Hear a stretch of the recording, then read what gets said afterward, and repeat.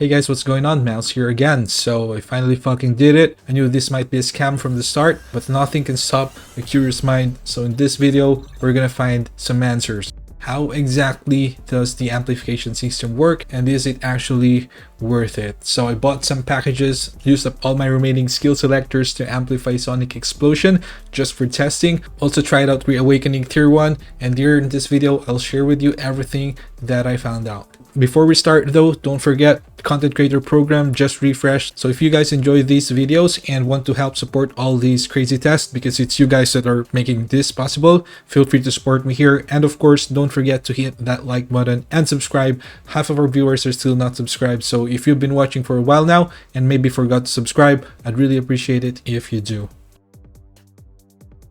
Alright, so first up, Blessing Stones. You'll see here 2 Jinwoo stat pages and nothing changed before and after amplification. So just a heads up, amplification stat bonuses don't appear in the normal stat screen. However, here on the right side inside the dungeon, we can clearly see that it added HP. And at tier 1, we're getting 100 additional HP from amplification, but here I actually got 135, and that extra 35 is from the 30% passive boost from dimensional advancement and the plus 5% guild rank effect. And by the way, just take note, if you're not equipping the Blessing Stone, you will not get the effect. So assuming Tier 3 gives 150 additional attack per stone, multiply that by 8 blessing slots, that would be 1,200 additional attack, which sounds big, but not really, because this is likely additional attack, not base attack. Although I cannot confirm 100%, but that's what it is for the observable stat like HP. So assuming that's the case, if you already have around 58k attack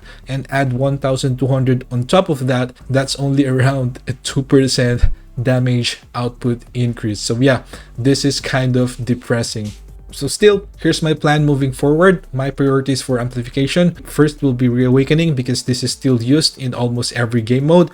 Next will be the aggressive defense, because this is also commonly used, especially for Guardian set procs. Most of the time though, we don't have a choice because we need the duplicate mythic rarity, but I would personally go for the common defense stones first, because the offensive stones get swapped more often. But again, only 2% extra damage if our assumption is correct, which is likely correct, and that is almost nothing.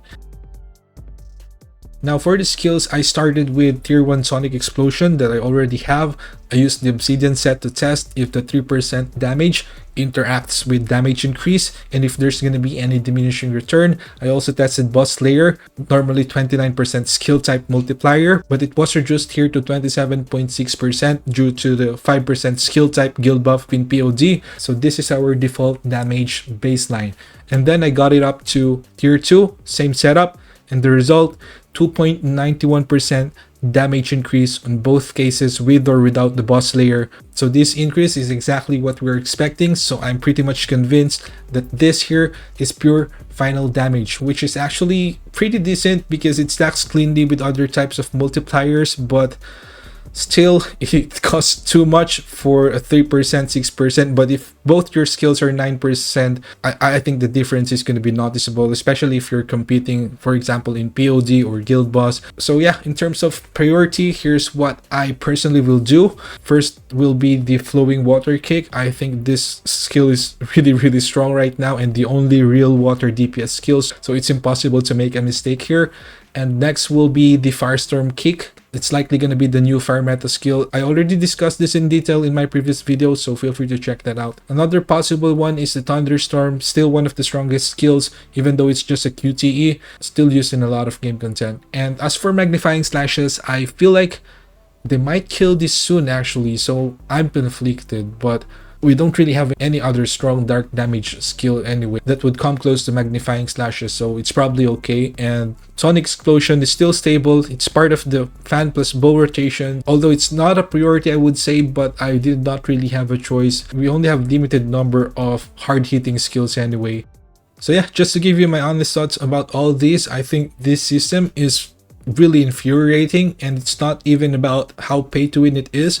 It's the fact that after months of delays and anticipation, the only thing we got is something this stupid. Like skill runes, they don't affect break or buff skills and don't enhance anything relevant. Blessing stones barely increase the stats and way too expensive for what you're getting. So in my opinion, what they should have done instead is give each stone or rune unique, interesting, and related effects, and not just like a general plus stats or plus damage. For example, Bloodlust could maybe proc a small percent defense down by chance, or really just anything that is not a stupid stat boost, because why do we even call it amplification if it's just a small stat boost anyway?